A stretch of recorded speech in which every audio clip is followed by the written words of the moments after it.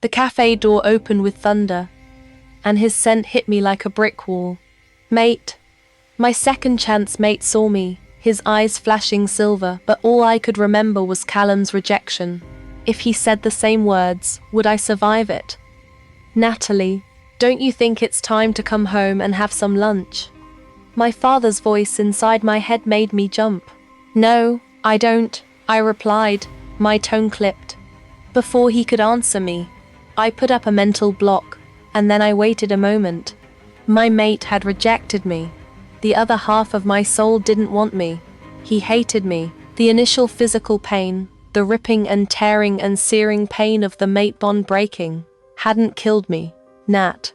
Kate's voice came through the mind link, interrupting my thoughts. Your dad wanted me to try to get you back to the pack house, but don't block me out just yet. He's called everyone attending the meeting with the Black Summit pack to the conference room, she continued. I ended the mind link without another word, and jumped to my feet. The Black Summit pack was different. Black Summit's Alpha had stepped up and assumed his title about 3 years ago, after his father, Alpha Damon, was brutally killed in battle. Alpha Damon was said to be vicious and cruel. His son, Alpha Reid, had earned himself the same reputation within mere months of his Alpha ceremony, and nowadays he was feared much more deeply than Alpha Damon ever was. He was rumored to be a grotesque-looking, war-ravaged beast. Thank you for joining us, Natalie, Dad said as I sat down next to him. As you all know, Natalie will be coming with us to our meeting with the Black Summit pack on Wednesday. Why? I interrupted. He looked at me and responded simply, You're ready. Is there anything I should know about the Black Summit pack before I meet them? Any advice? I asked carefully. Eye contact. A warrior named Alec began. Be careful about eye contact. I looked Alpha Reid in the eyes once. One is blue and one is brown. In them, I saw nothing but rage. He asked what the fae I was looking at, and it took everything in me not to turn around and run the other way. Stand your ground, though. Finian chimed in, don't show them fear. 1. I'm going to start your Alpha training. Dad mused. Dad, I've told you so many times. I protested. I don't want to be the Alpha, especially now. I don't have a mate. What kind of Alpha doesn't have a fair? G-mate, I snapped. He was your mate, Natalie. Go easy on yourself. I need to get over that bastard, but I just don't know how. How could we do this, then? I asked my wolf. She said, we could leave the group on the way to the meeting with the Black Summit pack, run off in the opposite direction. Get ready to shift, Dad instructed. We broke into a run, stopping just long enough to tie our clothes to our ankles. Bones cracked and dislocated, muscles snapped and pulled. Organs changed size and position. I welcomed the familiar sensation of fur sprouting all over my body, and of my fingernails elongating into sharp claws. Suddenly, my wolf darted to the right, kicking it into high gear and tapping into our Alpha strength to carry us away from the group as fast as possible. She dove into the brush and thrashed around, covering her fur in leaves and twigs, before leaping back to her feet and pressing on. April 2021 present day. I'd been here in Manhattan for almost 2 years.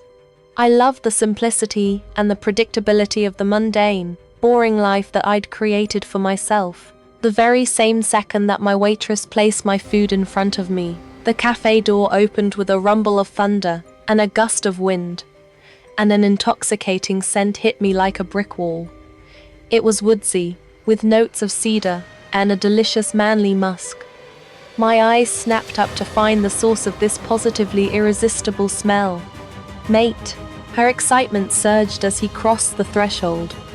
She was hardly able to contain herself. Mate. Mate. Mate. That's our mate, she yipped.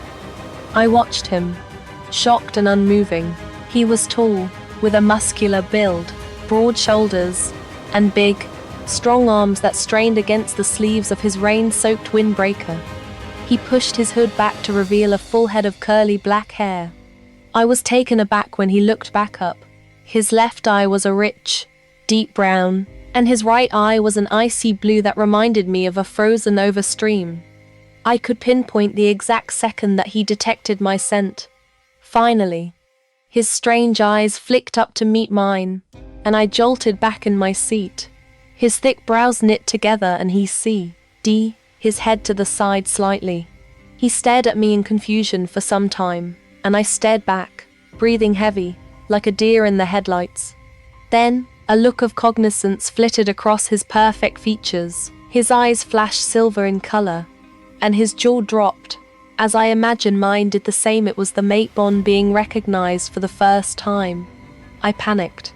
All of the memories of Callum, of my rejection, that I'd either suppressed or healed from over the years, came crashing down on me. And the very last thing I wanted was to relive that awful experience. Being rejected once hadn't killed me, but I knew, without a shred of doubt, that it would finish the job this time around. I wrenched my gaze away from my mate as my vision quickly clouded with hot tears, and I shoved my hand in my purse. My mate was on his feet now. I grabbed my jacket and darted towards the door as the tears spilled over. I squeezed my eyes shut as I hurried past him, and he didn't make any moves to stop me. "Natalie, you goddamn coward. What the hell do you think you're doing?" My wolf roared. "This isn't happening. Go back now." She ordered. "The moon goddess has blessed us with a second chance, and you are ruining it," she shrieked. Another sob shook me, and I glanced over my shoulder, half hoping he was following me. He wasn't. I cried all the way home. At last, I trudged up the stairs to my apartment, dragged myself dejectedly inside, and shut the door weakly behind me. I crumbled into a weepy, emotional heap on the floor, right there in the entryway, while my wolf lamented over the presumed loss of our second chance mate, Natalie. A soft voice asked. I looked up to see my roommate, Chloe, peering out from her bedroom doorway with concern in her eyes. "What happened? Are you okay?" I shook my head, unable to form words through the choking sobs. How could I explain to a human that I had just run away from my second chance mate, that I was so paralyzed by the terror of being rejected again that I abandoned the very person meant to complete my soul? I need to be alone.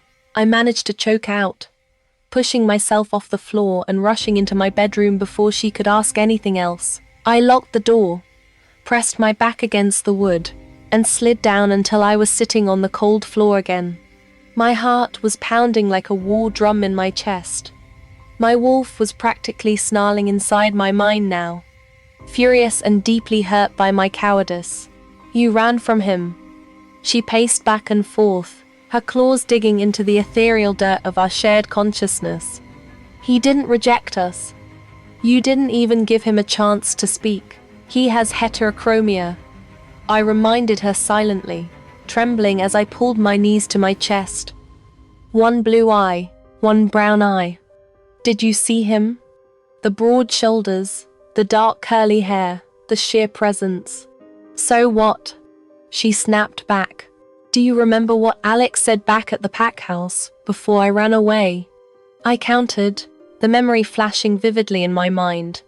Alec told us about Alpha Reid of the Black Summit Pack. One blue eye, one brown eye, feared by everyone. A ruthless, war-ravaged beast. My wolf went dead silent for a beat. Then, her voice dropped, laced with sudden realization and hesitation. "Reid. Alpha Reid is in Manhattan." If that was Alpha Reid in the café, I whispered to myself in the dark, then my second chance mate isn't just any wolf. He is the most feared, dangerous alpha in the entire territory, and I just ran away from him.